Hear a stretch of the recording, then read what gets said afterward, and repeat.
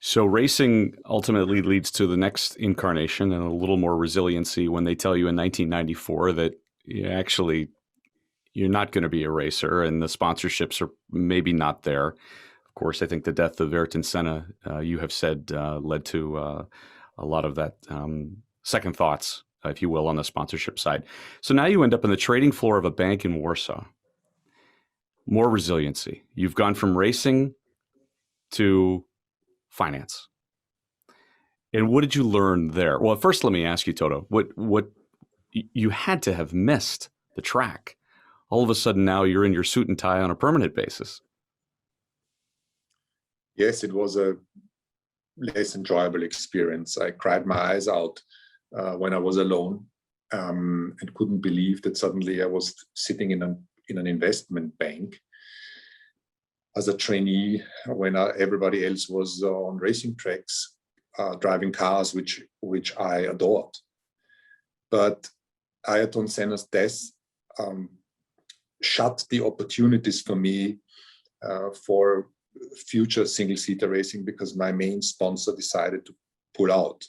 So it was clear it came to a natural end. And I also felt that I lacked the background in go-karting and I wouldn't be a Formula One world champion, probably. And that's why when it happened, I said to myself, okay, let's utilize this opportunity. Let's be the youngest successful investment banker. All my friends were either studying or traveling. And I started to work, the first of the group. And my frustration at the beginning quickly changed into motivation and enjoyment that I was earning my own money. And a competitive spirit that was just taken to a different arena. And all of a sudden you catch a wave on the internet boom that was occurring.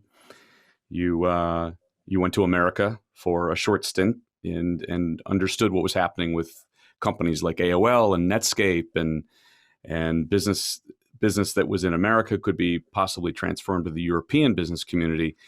And now all of a sudden you have your own legitimate business that's going, and that had to be hugely satisfying. It was, because what started as equity for consulting developed into a real little investment and venture capital firm in the German-speaking countries. We did well, and I got some satisfaction out of that because from an employee with a salary, I transitioned to an entrepreneur. And because there was a real opportunity back in the day to a situation where I could afford to pay for my mother's and my sister's life and have reserves, myself be able to afford a better life for all of us. And then the company grew. We had offices in Vienna, Berlin, Zurich, Tel Aviv, Warsaw.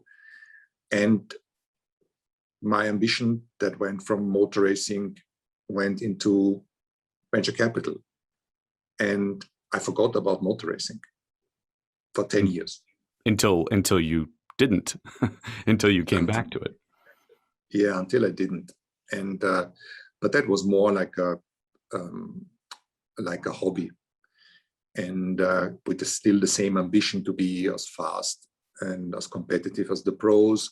And I tried a little bit of prototype racing, GT cars, touring cars, and then went into rallying because it was the intellectually more stimulant activity. Being able to combine analysis and intellect whilst still taking risks in a kind of controlled way. And this also shaped my philosophy in the investment banking or venture capital way. If you can live with the worst outcome, you can take the risk. If you can't, don't go there.